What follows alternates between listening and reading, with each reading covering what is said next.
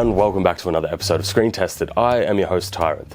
Now in today's episode, we're going to be doing something a little bit out of the ordinary, a little bit different. Now I'm hoping to do one of these ranking episodes once every blue moon, I guess.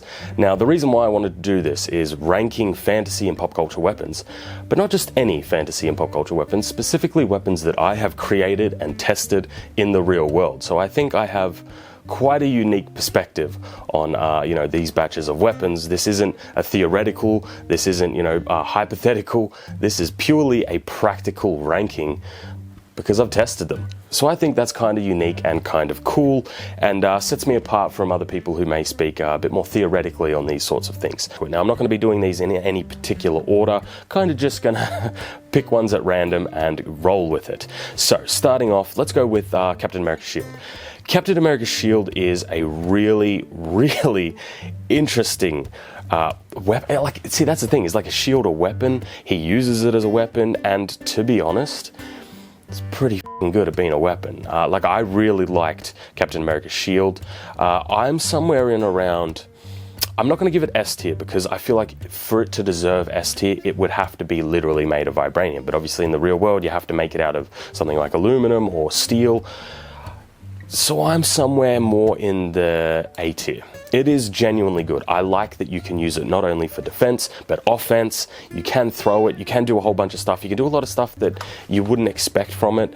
However, the caveat there is what material you have your shield made out of. Mine was made out of a steel, so it was able to deform and then go back. This one here, for example, is made out of aluminum. If I did the same sort of test with this one, it would probably fucking crack.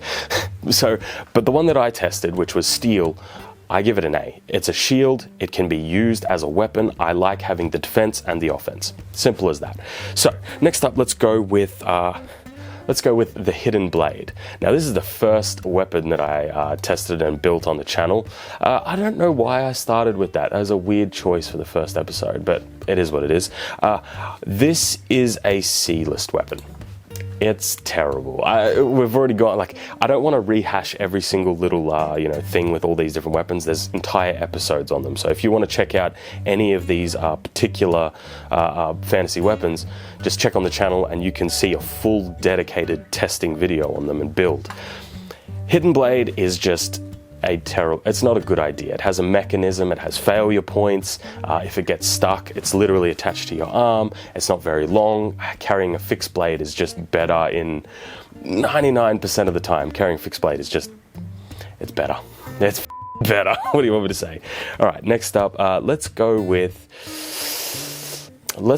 Blade's Throwing Glaive. This was I was so surprised at the results of this. This is definitely it's a B grade weapon. And what I mean by that is it's actually it's not a bad design at all. You would think because it's a fantasy design, it's terrible. It's pretty good. I really like it. However, the problem I have with it is that it's a throwing weapon just in general. You're throwing away a weapon. A perfectly good weapon, you're just throwing it away. What if you, So this one I think is actually a really good design. Straight from fantasy into the real world, it's a solid choice. But my issues with it are simply that it is a throwing weapon. The category of throwing weapon, I feel like is I can't give that any higher than a B, if I'm being honest with you guys. All right, next up, let's go with the monkey stick. Look, the monkey stick is S tier.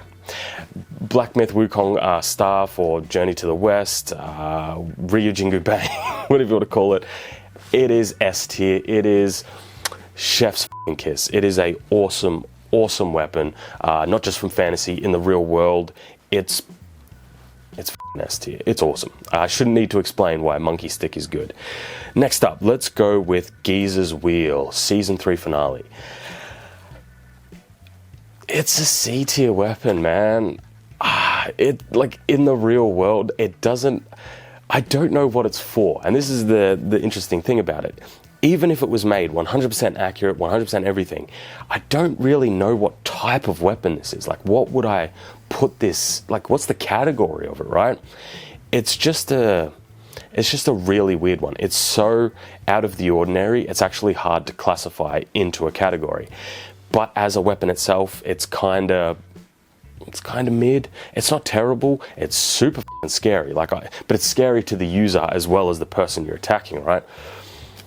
It's a C tier weapon. It's not that good.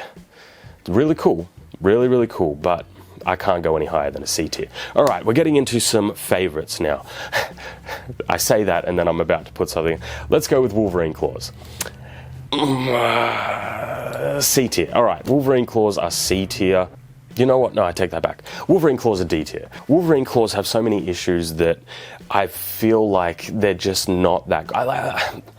There's not really a practical function of them, right? Because Wolverine Claws are offset like this, when you actually hit a target with them, they get pulled apart and they get stuck. That is a terrible weapon design. On top of that, all of the force that you generate with these things has to go through your wrist, but not through the strong of your wrist, through the weak of your wrist. Wolverine Claws just have a lot of issues. And not only that, they have a curve that isn't really the best, isn't really conducive to this design and this length of design. They're a bit thick. I could go on and on. Wolverine Claws are just, I feel like you need to tweak the design to make them just a little bit better. So they're kind of a D. I really like Wolverine. He's one of my favorite comic book characters, especially growing up. But when you translate them into the real world, they're a bit mid. Next up, let's go with Kiribachi. Oh, Arlong Sword. It's a B tier weapon. I can't really go any higher than that, and the reason why is, first off, it's single-edged. Single-edged weapons are just, they're never going to be as good as double-edged. Why have one edge when you can have two? That's basically what comes to mind. There is some issues with the size, obviously translating it from the manga pages to the real world. You're going to get into some dicey territory there, but it does function. It is super gnarly if you could wield it. It's a big chopper. It's a monster. However, there are some detriments to it. Like I said, it's single-edged. In terms of catching blades in the bind, it doesn't really do that, actually. But yeah, Kiribachi, a great sort of weapon, but it's not an S tier, it's not an A tier. I think a B tier is good for that. That's a solid rating. Next up, let's go with Chaos Blades. Chaos Blades were far more practical than I ever thought they would be, but they're not A tier, as much as I would really like them to be A tier. They are also B tier.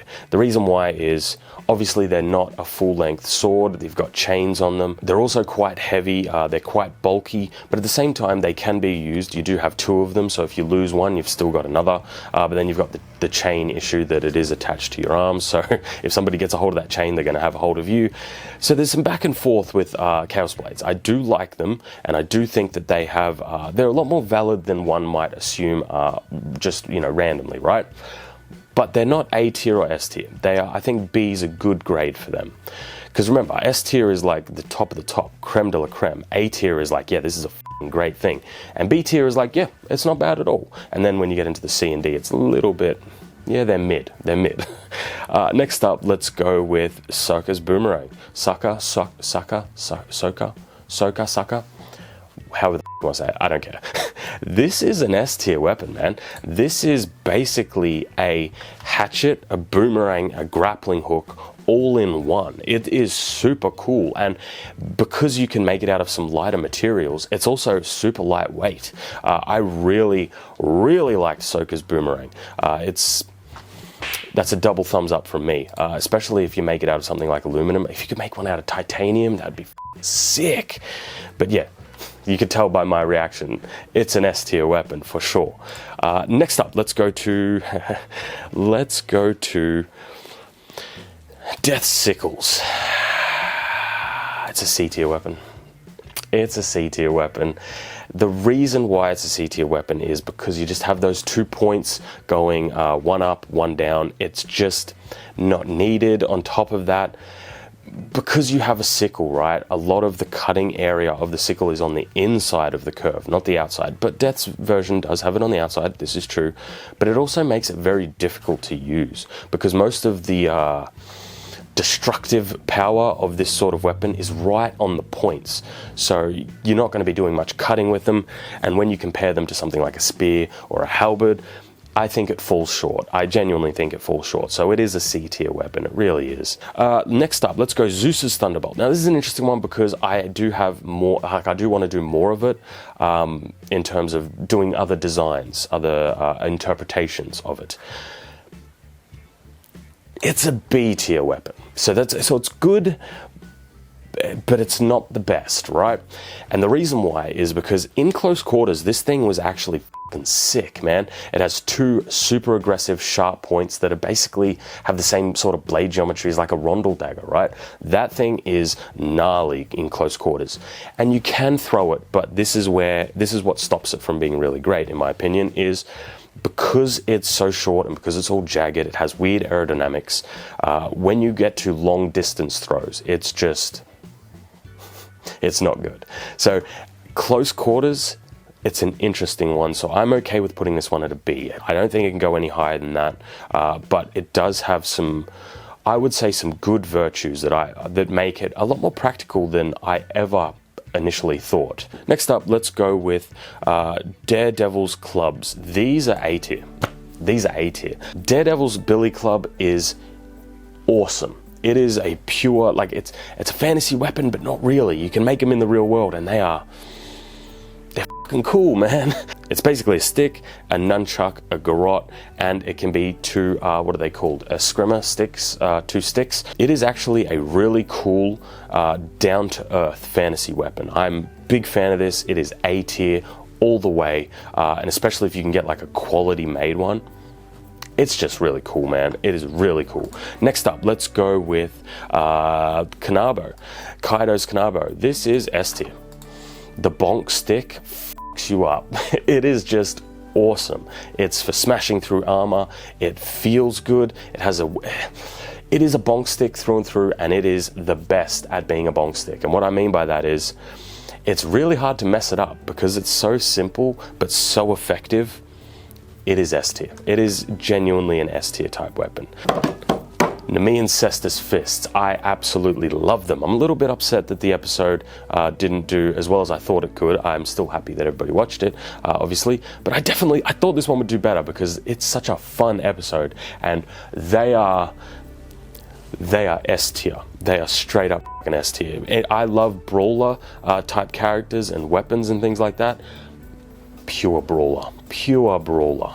Next up, let's go to the Krulglaive.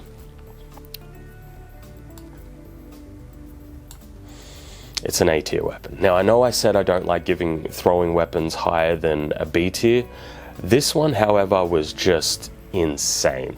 But because it's so cheap to produce, and because it's so effective, I have to give this an A tier. And the reason why, those blades were incredible. It was very easy to use, so like user error is very low with that type of weapon. So I'll give that one an A tier. That one deserved the credit. Next up, the Saw Spear. The Saw Spear gets a B tier because now I really love weapons that can do multiple things and can be quite versatile. I mean, you look at the A tier and the S tier, there's a lot of versatile weapons up there. The Saw Spear is no different. However, it's versatile in a different way. It's versatile because of mechanical points. And mechanical points are points of failure. And that's why I don't think I could give it any higher than a B tier. It's pretty good in the closed position, but the closed position is kind of redundant. You don't really need it that much. The open position, though, is really good. You get kind of a shorter spear, and it also can, it does visceral damage. It's a great weapon. I like it. But the mechanical problems, I don't think I could go higher than a B tier. Next up, Thor's Hammer. Mjolnir. Thor's Hammer, Mjolnir. Thor's Hammer, Mjolnir. Thor's Hammer was a super fun one. I like it. I like the design. It's basically a bonk hammer, bonk stick again. Thor's Hammer in A tier is, I think, fair. It is very good. I like it. It's easy to use. It can smash. It can destroy things. I just can't put it in S tier, and I think the reason why is because leverage. I think it just needs a longer handle. Now, I know people are going to comment in the lore aspects, Loki made the handle shorter. I'm not saying that. I'm just saying in a real world sense, as a real weapon, having a bit more leverage on it would make it so much more effective. So I think A tier is the highest I can go for Thor's hammer, at least for now. And that leaves us with our final weapon, the fire sword. I love fire swords. I love how they look. I love playing with fire, but it is, at the end of the day, the highest I can go for it, a B tier weapon. It really is. The reason why is because obviously it ruins your weapon. We're talking about real world stuff. The fire does add a little bit of cutting potential capacity to the blade, but it also ruins the blade. It ruins the heat treat, it ruins the temper. It is kind of, scary. It does add an intimidation factor, but I've also found that the fire can be a detriment to not only the wielder, but to the opponent. So fire sword's an interesting one where I really like it. It's one of my favorite fantasy weapons, but in the real world it's just not that practical. And that is our tier list. They are all ranked. I mean, I think this is a fair rating. I think this is a fair spots for most of these things. Maybe I could go up or down on a few of them. Maybe I could be convinced. Let me know down in the comments. If you've got some different thoughts on something or why something should be in a different tier, let me know down below. And I'm more than happy to read them. Maybe you see something a little bit different than me. But I do think that that is my final rating. I think that's very fair. I'm pretty happy with where most things fell. I know a whole bunch of, Wolverine, Claws, and Assassin's Creed fanboys are going to be upset. And let me know down below if you disagree with any of these ratings and where you would put them and why. Remember, we're talking about real world weapons, not lore reasons, none of that bullshit. We're just talking about pure real weapons. But that's going to be all. Thanks for watching, guys. I genuinely hope you enjoyed. Remember, you can become a channel member today. You can support this channel, this type of content, down below in the pinned link and next to the subscribe button, there should be a join button. You get behind the scenes content and exclusive content. But thanks for watching, guys. And as always, I'll see you in another episode. Have a good one.